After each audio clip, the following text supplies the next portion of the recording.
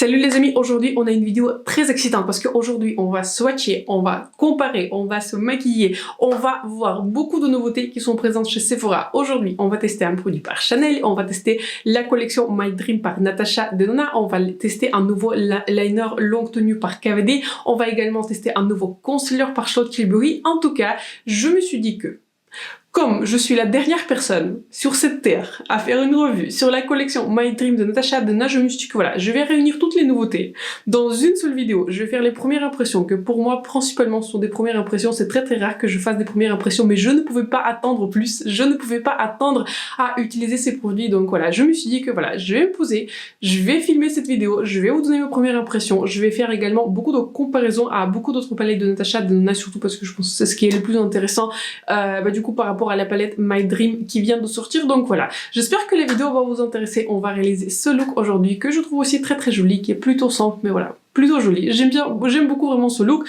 Tous les produits sont dans la description, n'hésitez pas donc à les checker. Sur ce, n'oubliez pas aussi à vous abonner à ma chaîne et de me laisser un like avant de passer vraiment à la vidéo et au test du produit. Sur ce, j'espère que la vidéo va vous être utile et donc ça sera parti pour un Get Ready With Me test des nouveautés chez Sephora. Commençons donc par le test des nouveautés avec ma commande. J'ai reçu 3 échantillons de fond de teint et j'étais en train de réfléchir quel fond de teint on va utiliser. Donc d'une part, j'ai eu en fait un fond de teint à essayer par Rare Beauty qui s'appelle Liquid Touch Weightless Foundation. Ce n'est pas du tout un fond de teint nouveau. Donc j'ai reçu ces échantillons, mais je pense qu'on va l'utiliser dans la prochaine vidéo. Dans les vidéos en fait d'aujourd'hui, ce que je voulais vraiment utiliser du coup c'est l'échantillon du coup du nouveau fond de teint Yves Saint Laurent All Hours. Cependant au niveau de la couleur, je pense que la couleur sera beaucoup trop foncée pour moi. J'étais en train de regarder un tout petit peu au niveau de la correspondance.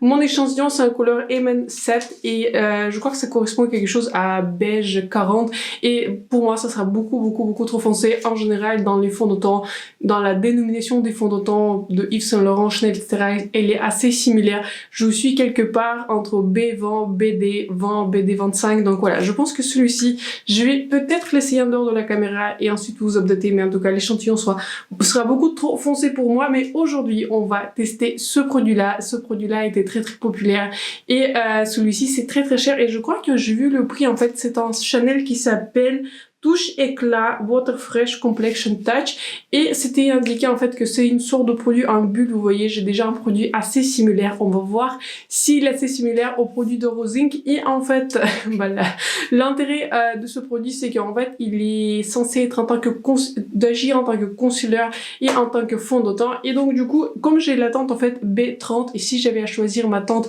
moi-même, j'aurais pris la teinte B30. Donc je me suis dit pour cette vidéo, pour avoir un maquillage réussi, on va du coup tester ce produit par Chanel. La consistance de cet échantillon c'est vraiment très marrant. Je sais pas si vous allez avoir, attendez, je vais vous rapprocher du coup, regardez moi cette consistance.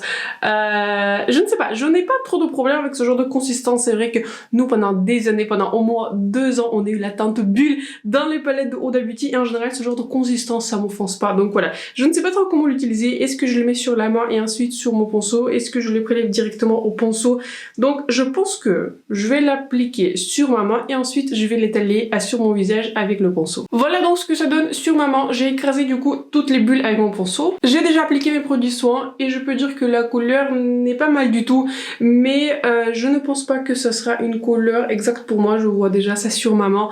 C'est parce que en fait c'est une couleur je pense qui manque un tout petit peu de pigment plus jaune, vous voyez, parce que j'ai un sous-ton qui est olive en fait et de manière générale les couleurs qui sont juste des beiges et surtout des beiges de Chanel, elles sont pas assez jaune pour moi. Donc je pense que je préfère de manière générale soit des couleurs qui ont un sous-ton olive. En général ce sont des couleurs qui sont beaucoup plus exactes pour moi, ou des couleurs en général avec un sous-ton qui est chaud, donc ça me correspond en général un peu plus. Donc les couleurs juste beige en fait sont en général pas les couleurs qui me matchent le mieux, mais franchement ça va. Je trouve que la couleur ça va, c'est pas trop mal. C'est une couleur qui unifie bien le visage. Je trouve que voilà, au niveau de la teinte, comme je vous dis, ce n'est pas le match exact. Et je trouve que si vous vous référez à moi, je trouve que cette teinte-ci me fait penser à la teinte B20 dans mon autre fond de teint par Chanel qui s'appelle Healthy Glow. Et le fond de teint Healthy Glow par Chanel en couleur B20. Ce n'est pas pareil, ma teinte exacte, je peux m'en sortir avec, mais depuis en fait que j'ai acheté le fond de teint par Chanel, en fait quand je l'ai acheté, la teinte me correspondait plutôt pas mal, mais depuis en fait j'ai trouvé des teintes qui me correspondent beaucoup mieux, donc forcément le fond de teint par Chanel il est passé un tout petit peu en arrière. Voici donc ce que le produit donne par le même. Je suis en train de regarder mon visage et quand vous l'appliquez ce produit, il donne une sensation instantanée de fraîcheur. C'est comme si vous appliquez vraiment un produit basé de l'eau. En fait c'est un produit basé sur l'eau, donc voilà. La sensation en fait quand vous l'appliquez elle est très très agréable. C'est un produit, je vois tout de suite que c'est un produit lumineux. Si vous aimez des fonds de teint mat, bah ce n'est pas trop pour vous. Donc je trouve que c'est un joli produit. Il a bien unifié mon teint, il a bien unifié mon visage, mais ce que je remarque tout de suite c'est qu'en fait il n'a pas du tout, on va dire, lissé les pores. Donc de ce point de vue, je pense que je préfère le rendu du produit par Rosink, parce que j'ai l'impression que le produit par Rosink il a un tout petit peu plus de couvrance que celui-ci et la couleur me correspond un tout petit peu mieux dans le Rosink, mais bon ça c'est indépendant parce que celui-ci c'est un échantillon. Dans le Rosink j'ai la teinte 0,60, donc mais en soi ces produits sont extrêmement similaires. Enfin là pour à l'application je vois pas énormément de différence, ne serait-ce que voilà à cause de mes pores. En fait j'ai l'impression qu'avec ce produit mes pores sont un tout petit peu plus visibles que avec le produit par Rosink, mais en soi ce sont produits qui sont plutôt similaires. Mais en soi voilà, je vous dis tout de suite, je pense que au niveau de la couvrance je préfère un tout petit peu plus de couvrance que le produit Rosink donne, et sans parler du prix parce que au final le Rosink il est beaucoup moins cher en fait, parce que celui-ci je crois qu'il coûte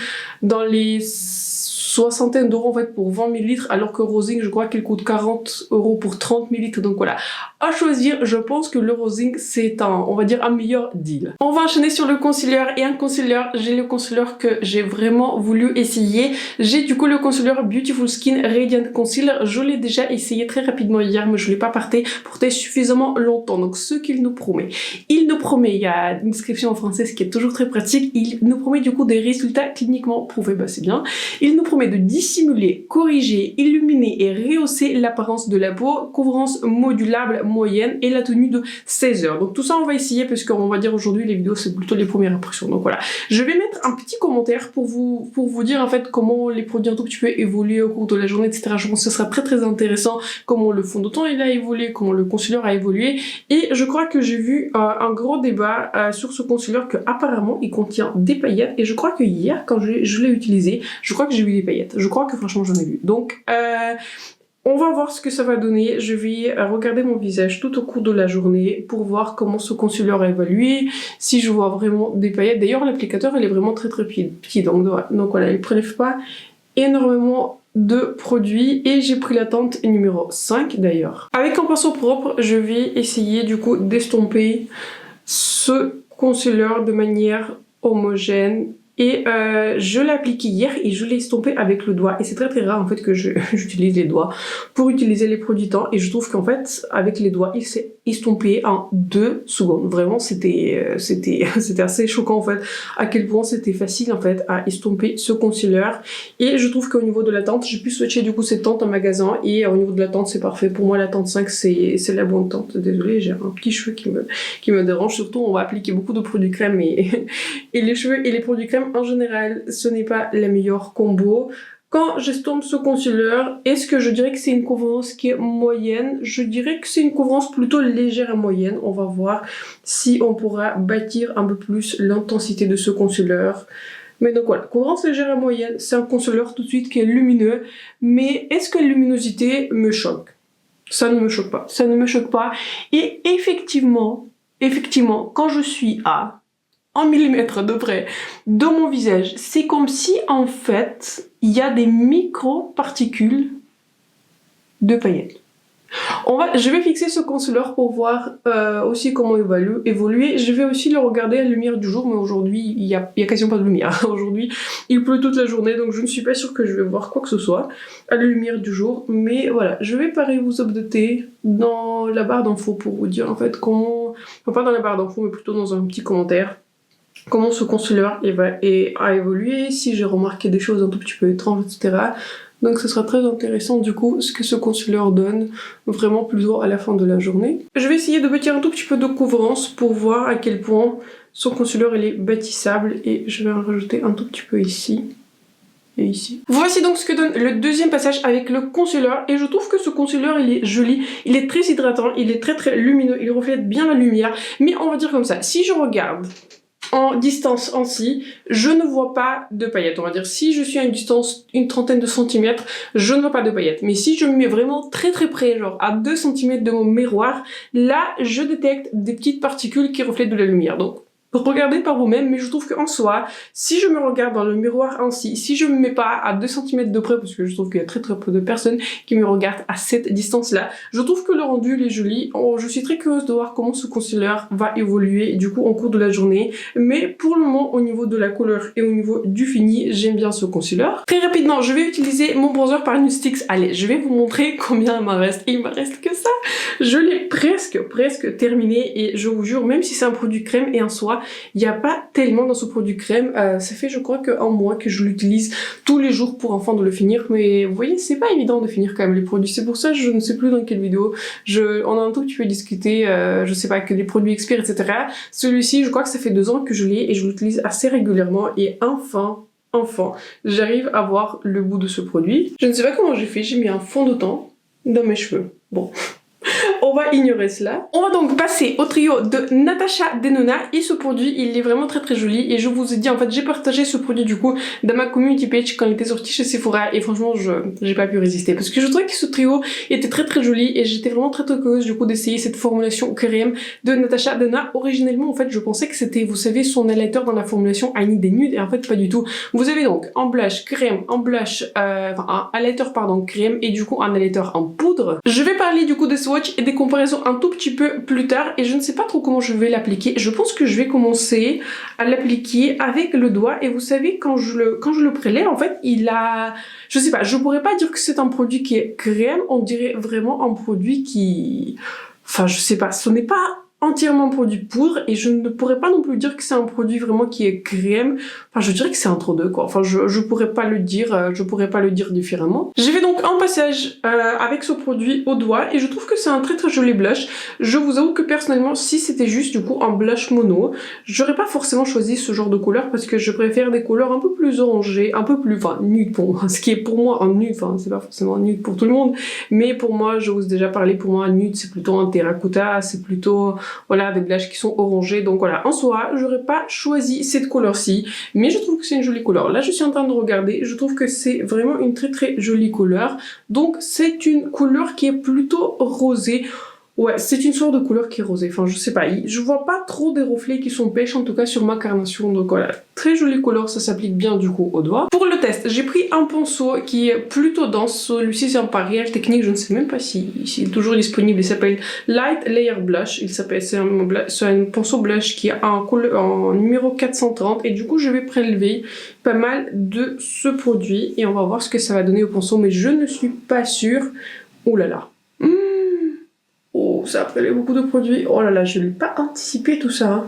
Je ne l'ai pas anticipé parce que je crois qu'il y a beaucoup de personnes dans la vidéo et ils ont dit qu'en fait c'est blush qui est pas très pigmenté. Bah, ok, c'est bien pigmenté, mais en tout cas avec ce pinceau, c'est bien pigmenté. Je vais essayer un tout petit peu mieux de l'estomper. Mais là je pense que quand je l'ai un tout petit peu surappliqué, là vous voyez clairement que cette couleur tire vers le rosé et même si d'habitude je porte pas ce genre de couleur très souvent, je trouve qu'en soi c'est une jolie couleur. Je vais reprendre mon pinceau que j'ai utilisé pour mon fond de teint et aussi un tout petit peu pour mon bronzer et je vais essayer un tout petit peu d'estomper. D'ailleurs, j'ai eu l'opportunité du coup de swatcher tous les produits lèvres de cette collection et pour moi c'était un pass direct. En fait, du premier swatch c'était vraiment un pass puisque ce sont pas du tout les couleurs que je porte. Les couleurs de rouge à lèvres, du liner et du gloss tirent énormément vers le mauve. En fait, c'est un vrai mauve. Bon, c'est peut-être une couleur préférée de Natasha, c'est pas trop la mienne. De toute façon, voilà. Quand j'ai swatché du coup la couleur du rouge à lèvres et du liner, pour moi c'était directement un pass. Mais je le voyais déjà tout de suite sur les photos promo que les produits lèvres étaient très roses. Donc je pense que si vous aimez des roses, si vous aimez des mauves, etc. Je pense que ce sont des bonnes couleurs pour vous, pardon. Mais pour moi, c'est des couleurs... Enfin, je porterai jamais ces couleurs. Ok, je trouve que c'est pas mal du tout. J'ai essayé un tout petit peu de calmer ce côté du blush, mais enfin, je sais pas qui a dit que c'est pas pigmenté. Bah, je trouve que c'est bien pigmenté. Maintenant, on va passer du coup à la base crème du coup de ce produit et je me demande ce que ça va donner et surtout je suis très curieuse de voir à quel point cette base va se comparer, vous savez, aux produits similaires que j'ai par Rose Inc. J'ai fait donc un seul passage avec cette couleur et cette couleur ne contient pas du tout de paillettes. C'est une couleur, enfin je pourrais même pas la décrire en fait. C'est vrai, c'est une sorte de base gel mais que je trouve pas spécialement collante. J'ai vu des produits qui sont beaucoup plus collants. Celle-ci, j'ai l'impression qu'elle sèche bien. Donc voilà, en tout cas, le degré du collant, ça ne m'offense pas. Mais de toute façon, on va appliquer le highlighter poudre par-dessus. Et par rapport au produit par Rosing que j'aime bien, que j'aime beaucoup, pardon, celui-ci, je pense que je vais bien l'aimer, mais pour moi, pour ce produit, ça manque un tout petit peu plus de reflet, ça manque un tout petit peu plus de réflectivité parce que j'aime beaucoup un highlighter qui se voit. Et je pense que ça sera un joli highlighter si vous aimez pas trop les highlighters qui se voient, vous voyez, qui sont pas très métalliques, qui sont pas très lumineux, etc. Donc c'est un highlighter qui est très très naturel, qui contient pas, je me répète, des paillettes. Mais pour moi, je pense que j'ai envie d'avoir plus. J'ai envie d'avoir plus. Donc c'est pour ça, on va appliquer ensuite le produit qui est poudre. J'ai pris donc un pinceau par Linda Albert et je vais tapoter du coup l'highlighter poudre par-dessus de la base crème. Ce que je remarque tout de suite avec cet highlighter, bon, plutôt avec deux produits, je trouve que cet highlighter qui est poudre ne fixe pas entièrement le highlighter qui est en crème et j'ai encore l'impression qu'il y a un truc qui colle. Donc on va voir comment ce produit va se fixer, ou peut-être faudrait que enfin, je sais pas, peut-être je devrais le fixer du coup avec un autre highlighter parce qu'en fait, le produit crème par Rosing, il est à la fois lumineux mais tout de suite, il se fixe, vous n'avez pas besoin de le fixer avec un autre highlighter. C'est une formulation qui est vraiment sublime. Celui-ci, j'ai l'impression qu'il reste un tout petit peu collant et ce n'est pas un blush qui est collant parce que c'est plutôt un highlighter qui est collant. Donc, et au niveau de la reflectivité, je trouve qu'en fait, il reflète bien mes lumières dans la studio, mais ce n'est pas un highlighter qui est très très pailleté et je n'ai pas ainsi... Enfin, je sais pas, c'est une texture qui est intéressante, ce n'est pas le genre de highlighter auquel je suis habituée. C'est un highlighter un peu plus naturel. Enfin, je dirais que c'est plus naturel. Enfin, je sais pas, j'ai du mal à le comprendre en fait, ce genre de produit. Mais c'est clairement une formulation différente par rapport à ce que j'ai du coup dans le petit duo, vous savez, le Rose Cheek duo. C'est une autre formulation, on dirait que c'est une formulation qui est moins pailletée. Mais au niveau de la reflectivité, je ne trouve pas que c'est un highlighter qui est vraiment très très lumineux. Je vais m'en arrêter là pour le moment. Je vais fixer mon ton du coup avec un tout petit peu de poudre. Je vais faire mes sourcils. Je vais appliquer mon primer du coup pour les yeux parce qu'on va aussi continuer avec la palette de Natasha Denona et je vais appliquer je pense des produits lèvres et ensuite du coup on va passer à la palette et aussi un liner par KVD. Voici donc ce que mon teint donne. Pour le moment, je trouve que le highlighter pour le coup devient beaucoup plus scintillant, beaucoup plus joli dès lors que j'ai fixé ma base parce que je pense qu'en fait ce que me dérangeait en fait pendant que j'appliquais le highlighter, c'est que ma base était beaucoup trop lumineuse, mon fond de teint par Chanel était beaucoup trop lumineux. Là, je préfère largement du coup le rendu du tout pour le visage, sur mon visage maintenant du coup maintenant que j'ai fixé mon teint. Donc je pense que je vais réessayer, ce qui sera plus intelligent, c'est de réessayer du coup avec ce trio, avec des produits teint en fait que je connais bien. Le concealer par Charlotte Tilbury contient effectivement des paillettes. Là en fait quand je l'ai fixé avec ma poudre, en fait c'est très difficile de les détecter, mais sous un certain angle, si je tourne tout petit peu ma tête, je vois que il y a des micro-particules, des paillettes, ce qui est très très intéressant. Je n'ai encore jamais vu ça dans mon concealer. Et d'ailleurs, vous voyez, au niveau du fond de teint, je ne sais pas si vous avez à voir, mais tout de suite, il a commencé à partir ici dans mes petits plis. Donc voilà, pour moi, déjà, tout de suite, je peux dire qu'un fond de teint sera un non. Heureusement que je ne l'ai pas acheté plein prix. Un concealer, je vais essayer de le réutiliser, mais franchement, de loin, et en général les gens me regardent de loin. Franchement je trouve que le rendu est plutôt joli, je trouve que la couleur elle est jolie, la couleur elle est lumineuse, donc voilà. Je ne suis pas sûre si quelqu'un va vous regarder de très très près, mais en tout cas pour le moment j'aime bien comment le maquillage tourne. Pour mon maquillage avec la palette de Natasha Denona, d'ailleurs n'hésitez pas à partager un commentaire si vous voudrez voir 3 maquillages avec cette palette. Je pense qu'aujourd'hui je vais faire un maquillage très simple. J'ai envie d'utiliser juste des teintes, quelques teintes en fait, mais je pense que voilà, on va garder des maquillages un peu plus profonds, plus créatifs, du coup pour ma vidéo 3 looks si jamais ça vous intéresse. Mais je pense que ça m'intéresserait aussi en fait de voir quel genre de teinte je pourrais utiliser du coup dans ma vidéo 3 looks. Et ensuite, je ne sais pas trop, il y a beaucoup de choses qui se passent je trouve dans cette palette et j'ai du mal en fait à me décider dans quelle direction j'ai envie d'aller, mais surtout je pense que ce que j'ai envie d'utiliser surtout cette couleur-ci parce que de toute façon vu qu'on a notre blush rosé, je pense que je vais tourner mon maquillage autour de cette couleur-ci. Je vais donc commencer par cette couleur-ci. Je vais donc appliquer cette couleur largement dans mon creux de paupière. C'est une couleur qui est assez similaire à une couleur qui se trouve en fait dans la palette Mini Viva. On va parler des comparaisons un peu plus tard du coup dans la vidéo, mais c'est une jolie couleur, ça me dérange pas vraiment que il y a à peu près 2 fois la même couleur parce que j'aime beaucoup utiliser en général ce genre de couleur. Sur un petit pinceau plus précis, je vais prendre cette couleur-ci. Je trouve que pour le look que j'ai en tête, la couleur précédente, elle est un peu trop pêche et donc j'ai envie de donner un petit accent rosé pour faire un tout petit peu écho à mon blush, pour faire écho du coup à mon produit, à mon rouge à lèvres. J'ai utilisé du coup la couleur Courage par Rare Beauty en général avec des maquillages mauves, avec des blushs qui sont rosés. J'utilise toujours la même couleur. J'ai très peu de rouge à lèvres en fait. Je pense que la catégorie en fait qui est l'une des plus petites dans ma collection sont des rouges à lèvres parce que j'en achète de temps en temps, mais je sais en fait quelle couleur que j'aime en général. Je me tourne toujours vers à peu près les mêmes couleurs. J'essaie de changer un tout petit peu, j'essaie de varier les couleurs, mais globalement, mes rouges à lèvres, j'utilise très souvent en fait les mêmes. Maintenant sur mon doigt, je vais prendre cette couleur-ci. Cette couleur est vraiment très intéressante. En fait, là quand je l'applique, on dirait vraiment un topper. Cette couleur, je crois que c'était indiqué qu'en fait c'est une couleur qui est duochrome.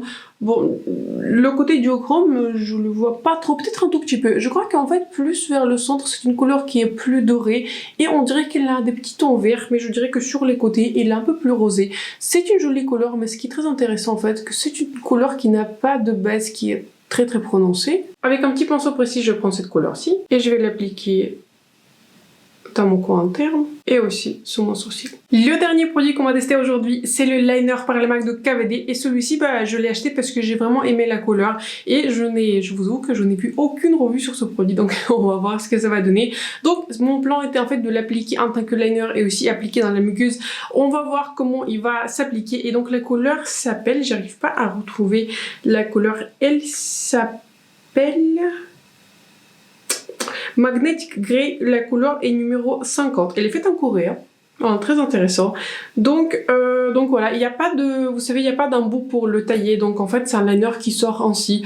Vous le vous le tournez et il sort. Donc très curieuse du coup de voir comment il va s'appliquer. Je vais donc commencer par définir près de ma ligne des cils avec ce liner et je vous dis sincèrement en fait j'ai acheté ce liner parce que j'ai vu beaucoup de photos promo sur Instagram sur ce liner et j'étais vraiment très curieuse du coup de voir ce que ça va donner, surtout au niveau de la longévité, mais surtout en fait je voulais surtout cette couleur parce que je trouvais que la couleur était très intéressante parce que de plus en plus en fait quand je faisais mon maquillage j'avais envie d'appliquer un liner mais je n'avais pas envie d'appliquer un noir parce qu'en noir je trouve qu'il est très contrastant, mais je trouve que le liner marron c'est un tout petit peu une couleur qui est prévisible, vous voyez. Donc je me suis dit que voilà, quand j'ai vu cette couleur et je la trouve vraiment très jolie, donc je l'ai prise du coup en couleur qui est grise. Je me suis dit aussi que cette couleur grise serait aussi très intéressante avec beaucoup de maquillage, avec des tons froids, avec des palettes comme la Crémetée de Jeffree Star, le code vous savez avec le noir de Kaleidos,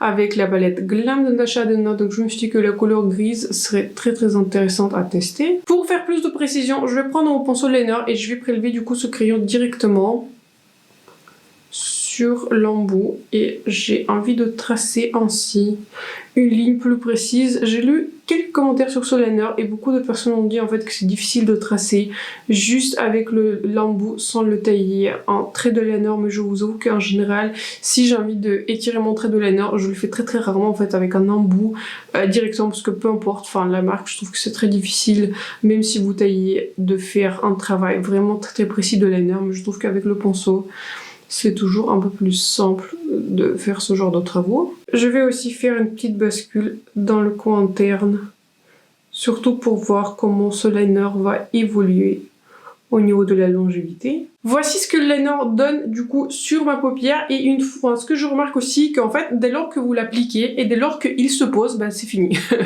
Vous pouvez plus le bouger parce que voilà, ça bouge plus du tout, vous pouvez plus du tout bouger la matière, donc voilà. Il faut travailler vite avec ce crayon, mais la couleur c'est exactement ce que je voulais, donc je suis très contente avec le crayon parce que en fait ce n'est pas un noir, ce n'est pas un gris, mais je dirais qu'il a quelques reflets bleus. Je trouve que la couleur elle est vraiment superbe. Bon, je vais essayer de mettre dans la muqueuse, mais je ne suis pas sûre que ce sera évident parce qu'en fait, et je trouve qu'en fait c'est pas un crayon le plus facile à appliquer, du fait aussi qu'en fait il sèche vraiment rapidement. Donc je vais essayer de juste donner un petit ton gris dans ma muqueuse. Écoutez, j'aime vraiment beaucoup le rendu de ce crayon. Je trouve qu'il s'est appliqué bien dans la muqueuse, mais il faut pas trop appuyer. Mais voilà, c'est un crayon qui est un tout petit peu sec et je pense que là, de la texture, je pense que ce sera un crayon qui est longue tenue pareil. Je vais vous updater un barre d'infos. En tout cas, je trouve que c'est un rendu qui est très joli, vous voyez. Ce n'est pas un noir, ce n'est pas un marron, mais je trouve que la couleur, elle est bien différente de ce que j'applique d'habitude. Donc voilà, je vais finir ce maquillage, je vais appliquer le mascara et ensuite on va faire un petit récapitulatif du coup de tous les produits que j'ai testés aujourd'hui. Voici donc le maquillage final avec tous les produits qu'on a testés aujourd'hui dans ce Get Ready With Me. Donc passons peut-être en revue très rapidement du coup les produits qu'on a testés. Je pense que le produit que j'ai le moins aimé, heureusement que je ne l'ai pas acheté, le produit que j'ai le moins aimé aujourd'hui, c'est du coup ce produit par Chanel. Je trouve que si vous avez une peau vraiment très sèche, je pense que ça pourrait potentiellement vous plaire, mais j'ai l'impression que tout de suite ce produit se met vraiment dans mes petites ridules ici et sur le front aussi. Ce n'est pas un produit qui est très perfectionneur, vous voyez. Ce n'est pas un produit aussi qui lisse les pores, donc voilà. C'est un produit qui ajoute de l'hydratation, mais pareil, au niveau de la couvrance, pour moi, ce n'est pas assez et pourtant je suis quelqu'un qui aime bien les skin tight, etc.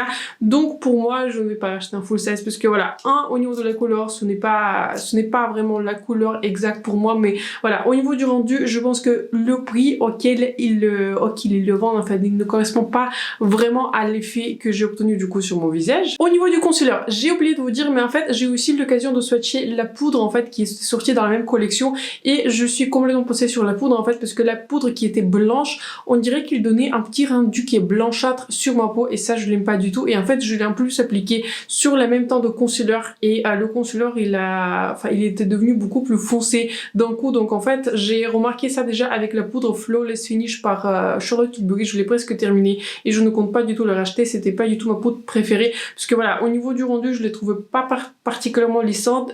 Au niveau de la teinte, j'avais la teinte fer, la teinte avait un sous-ton rose et je déteste un sous-ton rose au niveau des produits teint sur mon visage. Et 3, la poudre originale Airbrush Flawless Poudre, elle avait tendance en fait à griser mon concealer, elle avait tendance à approfondir du coup la couleur de mon concealer de sorte que mon concealer perdait, n'importe quel temps de concealer perdait tout de suite le côté lumineux et quand j'ai fait le swatch du coup de la nouvelle poudre qui était censée illuminer, j'avais tout de suite vu le même effet. Donc voilà, pour moi la poudre c'était un peste. Au niveau du concealer, je sais pas, je vois clairement des micro paillettes dans ce concealer, mais je vous dis que de loin, fixé, je trouve que c'est un joli concealer, je trouve que c'est un concealer qui est très agréable, je trouve que je le sens pas du tout sur ma peau, je trouve que c'est un concealer qui est vraiment très hydratant. De toute façon voilà, je viens de l'utiliser pour la première fois et c'est très difficile en fait de juger un concealer, je pense, en une journée, donc voilà. Il faudra que je continue à le tester et pareil, pour moi, pas vraiment coup de cœur, mais un produit que pareil, je vais continuer à tester, c'est ce trio de Natasha Denona. Pour moi, le produit qui est mon préféré, je pense que c'est le blush. Je trouvais que la couleur de blush est très jolie, très naturelle, ce n'est pas un blush voyant, ce n'est pas ce genre de blush vers lesquels je me tourne, mais la couleur elle est très jolie et la texture elle est très bien. Au niveau du highlighter qui est crème, pas du tout convaincu par ce produit. Je pense que si vous habitez dans un climat désertique, genre Dubaï, hein, ou Californie ou je sais pas, Las Vegas, je pense que vous allez plus l'aimer, mais dans un climat humide, j'ai l'impression que ce produit en fait a du mal à sécher sur mon visage. Peut-être que j'en ai appliqué un tout petit peu trop, peut-être mon fond de teint par Chanel a agi ainsi, mais voilà, j'ai envie de réutiliser du coup ce trio sur un fond de teint que je connais bien et sur un fond de teint en fait sur une base peut-être poudrée pour voir le rendu. Et ce highlighter il n'est pas du tout pailleté, je trouve que le résultat il est très intéressant, mais on va dire ainsi, ce duo il a un effet plus naturel par rapport à ce que j'espérais et je dirais que ce trio, pardon, il est aussi plus naturel par rapport au duo qui était, vous savez, le Rose Cheek duo de Natasha Denona. D'ailleurs je vous ai fait des swatchs, je vous inclus à l'écran du coup les swatchs des produits. Pour moi, les produits ne sont pas vraiment similaires. Ce blush-ci, ici, il est beaucoup plus rosé, il est beaucoup moins pigmenté, alors que dans le Rose Cheek Duo, il est beaucoup plus pigmenté et il est beaucoup plus corail en fait que celui-ci qui tire plus vers le rose. Et au niveau de l'highlighter, la formulation qui était du coup dans le Rose Cheek Duo, vous savez, dans le petit mini, le highlighter c'est un bam, c'est un waouh, c'est un pigment, c'est un highlighter qui se voit de la lune. Ici, vous êtes plus sur des highlighters qui sont un peu plus naturels. Je ne suis pas sûre que si je le préfère parce que j'ai découvert pas mal de highlighters qui est crème poudre intéressante dernièrement, notamment entre mon highlighter de Pat McGrath, entre le highlighter par Rosing, qui a une formulation qui est crème poudre. Donc voilà, je vais continuer à tester ce produit, mais pour le moment, voilà, ce n'est pas un coup de cœur. Le produit qui est le coup de cœur, le produit auquel je m'attendais pas en fait, c'est ce liner par KVD. Si vous êtes vraiment débutante en maquillage, je ne pense pas que vous allez apprécier ce produit parce qu'il faut travailler vite. Ce liner n'a pas de, vous savez, vous pouvez pas le tailler. Donc voilà, il faut travailler vite, il faut travailler avec un pinceau pour préciser le trait parce que ce liner, en 30 secondes, il sèche et vous pouvez plus le bouger. Donc voilà. Une fois qu'il bouge plus, il ne bouge plus. Voilà, vous pouvez plus l'estomper, vous pouvez plus les tirer avec les doigts, vous pouvez plus rien faire. Donc, je suis très curieuse de voir comment il va tenir du coup sur mes paupières au niveau de la longévité, sachant que voilà, mes ongles paupières et pareil, bah, mon liner, je l'ai appliqué sur ma base habituelle par Too Faced et en général, j'ai des paupières grasses, mais grasses du coup aux premières par Too Faced, elles sont un peu moins grasses et mes produits, on va dire, mes produits pour les yeux partent un peu moins dans le pli. Donc voilà, dans le muqueuse, j'ai pas eu trop de mal à l'appliquer, mais ce n'est pas le liner pareil le plus facile à appliquer dans la muqueuse. Donc voilà, je vais continuer à le tester, mais pour moi, en coup de cœur, c'est vraiment la couleur. Je trouve que la couleur, elle est très très originale, et même si on est sur un maquillage qui est plutôt chaud, je trouve qu'en fait, ce liner donne un petit accent froid, et j'aime bien cette couleur, et justement, voilà, je l'ai acheté pour cette couleur, et je suis pas déçue, je suis pas du tout déçue par la couleur. Je trouve que la couleur, elle est très très unique pour ce liner. Le dernier produit dont on va parler, c'est bien sûr la palette de Natasha Denona. Je trouve que c'est une très jolie palette, et vous savez quoi, je pense que ce sera ma palette la plus utilisée parce que je trouve que c'est une palette qui propose beaucoup de teintes chaudes, qui propose beaucoup de teintes pêche, et en général c'est vers ces teintes-ci que je me tourne. Je vous ai dit, je crois qu'en fait ma palette la moins utilisée, même si je la trouve très très belle, c'est la palette rétro. La palette rétro pour moi, ce sont pas des teintes. Je n'aime pas le rose, je n'aime pas le mauve, je n'aime pas les teintes qui sont pastel, donc pour moi la rétro je l'utilise vraiment quasiment pas. J'utilise une seule teinte dans la rétro. Bon, ceci étant dit, je trouve que cette palette elle est très très jolie, et j'avais aussi du mal en fait quand je faisais des photos, j'avais du mal à capturer vraiment toutes les teintes, mais je pense qu'on pourrait créer beaucoup de looks qui sont intéressants. Au niveau de la qualité, bah j'ai juste en fait swatché toutes les teintes, j'ai juste utilisé je crois 3 ou 4 teintes, enfin pour moi ce n'est pas assez pour vous dire du coup mon jugement sur la palette, mais pour le moment je trouve que la formulation elle est très consistante avec la formulation de Natasha Denona, et ce que je vous propose du coup de faire en cette dernière partie de la vidéo, c'est de faire quelques comparaisons. Au niveau donc des comparaisons, on va commencer par la palette Mini Biba, et j'ai dans cette palette-ci en fait qui s'appelle My Dream, du coup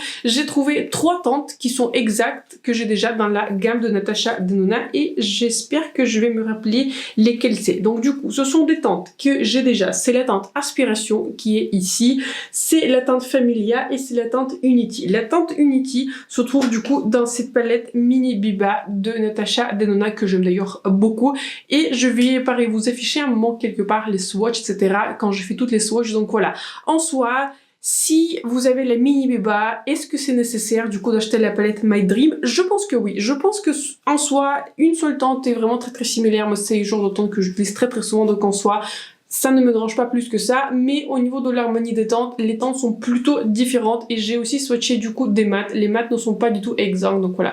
Je me répète, les teintes qui sont exactes, c'est du coup cette teinte pêche, et la teinte que je viens de dire, c'était laquelle? C'était la teinte Unity de la palette My Dream. Bien sûr, on va comparer la palette My Dream à la palette rétro de Natasha Denona, celle que, voilà, comme je vous ai dit, c'est la moins utilisée. Et donc voilà, je vais vous comparer côte à côté, et pareil à l'écran je vais insérer les swatchs des couleurs en fait qui pour moi sont les plus comparables. Et j'ai trouvé une couleur qui était exacte dans la palette rétro, et du coup dans cette palette-ci qui s'appelle My Dream. C'est une couleur Aspiration, c'est une sorte de marron avec un sous-ton qui est violet, et dans cette palette-ci c'est la couleur exacte de la couleur qui s'appelle Apart, cette couleur-ci, mais la seule différence que cette couleur-ci Apart c'est une formulation crème tout poudre, alors que dans la palette My Dream c'est une couleur qui est mate, et je préfère la formulation des mates parce que bien que j'aime bien travailler avec des formulations crème poudre, en général il faut absolument que je les fixe avec des fards paupières poudre parce que ça va jamais tenir sur mes paupières. J'ai des paupières grasses, et même avec un primer ça part ça part systématiquement. Donc en soi ce sont des couleurs qui sont exactes, voilà, je peux pas dire que ce sont des dupes, ce sont vraiment des couleurs qui sont exactes, mais elles sont pas exactes au niveau de la formulation. Donc en soi je trouve que Si vous avez la rétro, je pense que la palette My Dream serait une jolie addition. Je ne pense pas du tout que ce sont des palettes qui sont dupes, alors que quand on voyait sur des images promotionnelles, on pensait vraiment que c'était des dupes. Voilà, pour moi, il y a une couleur qui est exacte, mais pour tout le reste, les palettes ne sont pas si similaires que cela. Ensuite, toujours pareil, je vais vous insérer à l'écran du coup les swatchs entre la palette bronze et la palette glam et comparer du coup à cette palette-ci My Dream.